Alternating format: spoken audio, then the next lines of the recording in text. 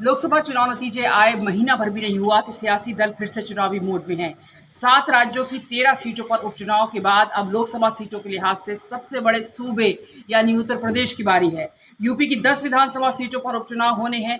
लोकसभा चुनाव में सीटों के लिहाज से समाजवादी पार्टी के बाद दूसरे नंबर पर रही Bharatiya Janata party clean sweep करने का टारगेट लेकर चुनाव मैदान में उतरने की तैयारी में है, लेकिन सहयोगी दलों की डिमांड सत्ताधारी पार्टी की टेंशन बढ़ा सकती है।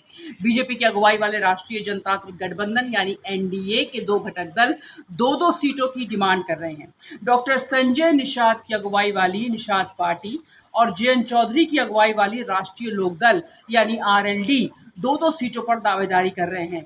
बीजेपी सहयोगी दलों के लिए कोई सीट छोड़ेगी, इसके आसार बहुत कम हैं।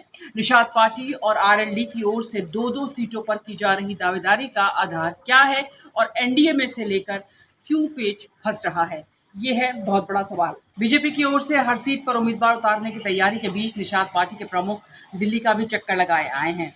निषाद पार्टी के प्रमुख मिर्जापुर जिले की मजवा के साथ ही कटहरी विधानसभा सीट के लिए दावेदारी कर रहे हैं। उन्होंने कहा भी है कि 10 सीटों के उपचुनाव में 2 सीटें हमारी हैं, हम दोनों सीटों पर उम्मीदवार उतारेंगे। डॉक्टर संजय निषाद इन 2 सीटों को अपना बता रहे हैं, या तो ये आधारहीन भी नहीं। 2022 के यूपी चुनाव में मजवा और कटहरी ये दोनों सीटें निषाद पार्टी के हिस्से आई थीं।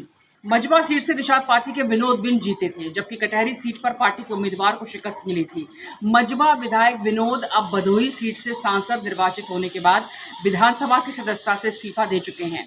2022 की सीट शेयरिंग में अपने कोटे आई सीट होने के आधार बनाकर निषाद पार्टी सिटिंग सीट मजवा के साथ ही कटहरी के लिए भी दावेदारी कर रही है। कटहरी सीट से सपा के लालजी वर्मा जीते थे, जो अब अंबेडकर नगर से सांसद हैं। आरएलडी क्यों मांग रही है 2 सीटें?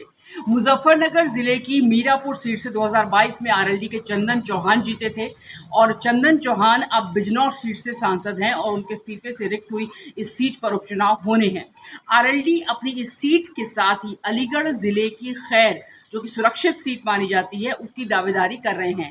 खैर सीट पर 2017 से ही बीजेपी काबिज है। बीजेपी के अनूप प्रधान वाल्मीकि 2017 और 2022 से खैर सीट से चुनाव जीतकर विधानसभा पहुंचे। अनूप अब हाथरस से सांसद हैं। आरएलडी इस सीट की डिमांड कर रही है, तो इसके पीछे उसके अपने तर्क हैं, अपना आधार है। खैर सीट कभी आरएलडी का मजबूत गढ़ मानी जाती थी। पार्टी ये सीट 3 बार जीत चुकी है। खैर सुरक्षित सीट है, लेकिन यहाँ नतीजे तय करने में निर्णायक भूमिका जाट वोटर ही निभाते हैं। पिछले यूपी चुनाव में आरएलडी का सपा से गठबंधन था और इस सीट से जयंत की पार्टी ने ही उम्मीदवार उतारा था। 2022 से 2024 के बीच पार्टी का गठबंधन बदल चुका है। गठबंधन सहयोगी बदल चुके हैं, लेकिन आरएलडी की कोशिश पिछले चुनाव की प्रतिद्वंदी और उपचुनाव में सहयोगी बन चुकी पार्टी से वापस अपने हिस्सा लेने की है। एनडीए में क्यों फंस रहा है पेच, ये सवाल है। बीजेपी लोकसभा चुनाव में कम हुई सीटों की कसर पूरी करने के लिए उपचुनाव को अच्छे मौके की तरह देख रही है।